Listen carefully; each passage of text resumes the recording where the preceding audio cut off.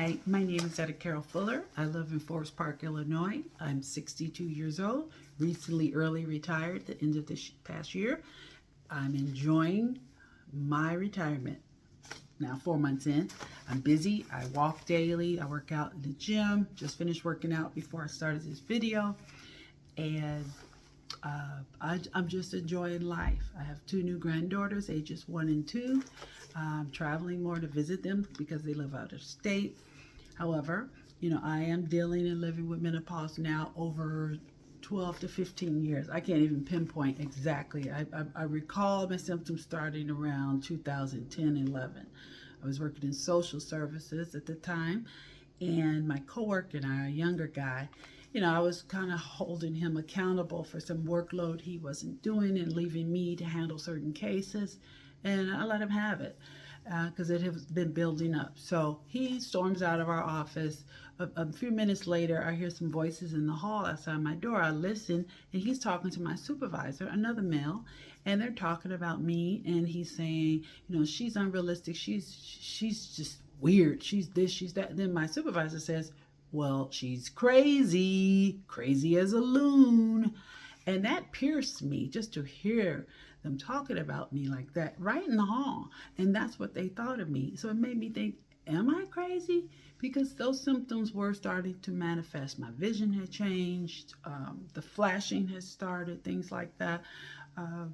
So I went another few years seeing my gynecologist, and she said, well, you are at the beginning stages and things like that. I don't necessarily recommend HRT because the effects of some of the side effects of that. Two dermatologists I had over the years had not recommended it, I guess with some type of concerns about it causing forms of cancer.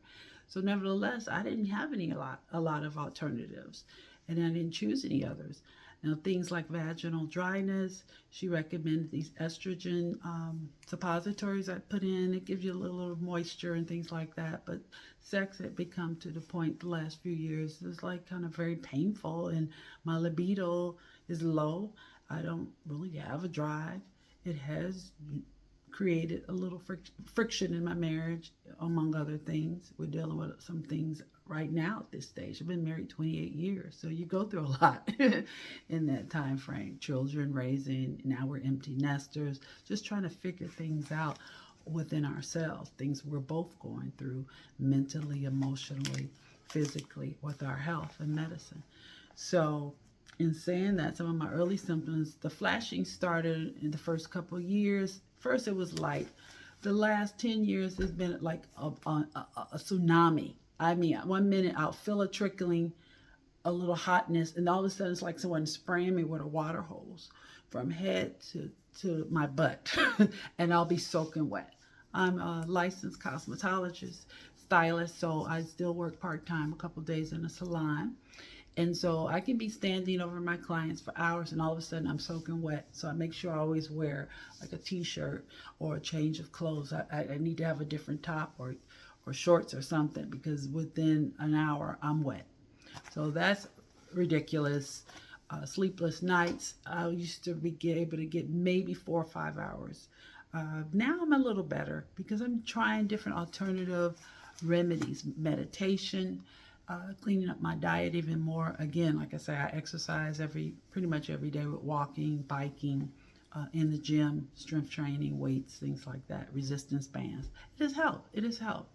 I also took up, I was in therapy for my anxiety and depression over the years. They recommended I see a trauma therapist. So I've been with her going on about 2.5 years. It'll be in July.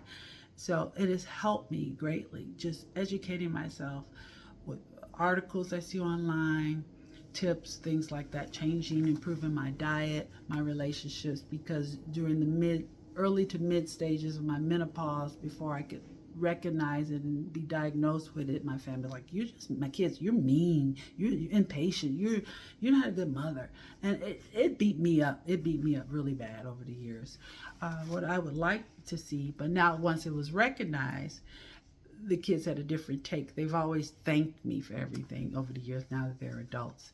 So they're very supportive now as I come through it. I ended up having a period about 10 years ago on my birthday. I hadn't had a period for years. So they did a transvaginal ultrasound. They said, you're a full-blown menopause. I'm like, no shit, Sherlock. I've known that for years. But, you know, that was the very end of everything. That's the way they conveyed it to me. That was the last of it. So in learning to live with that, what I would like to see out here in the workforce, especially more sensitivity, even training on how you treat women, whether they're PMSing, premenopausal, postmenopausal. I'm not quite postmenopausal, I'm still in it. I used to ask my older clients that are in their 70s, 80s, and 90s, when is this in? And they're like, honey, it might not. It just slowly maybe subsides. But my estrogen levels and things like that have affected me. I take a lot of multivitamins, eat clean, smoothies, things like that. Because my hair had fallen out about 3 years ago, alopecia. It affects just different facets of your physiology, biology, mentality, everything. So it needs to be more informed sensitivity training to what women go through, because it affects every facet of your life, your work, your family life, your health, your mental state. Just giving people the benefit of the doubt and being supportive. I would tell my younger self to give myself grace and more patience, that this isn't my fault.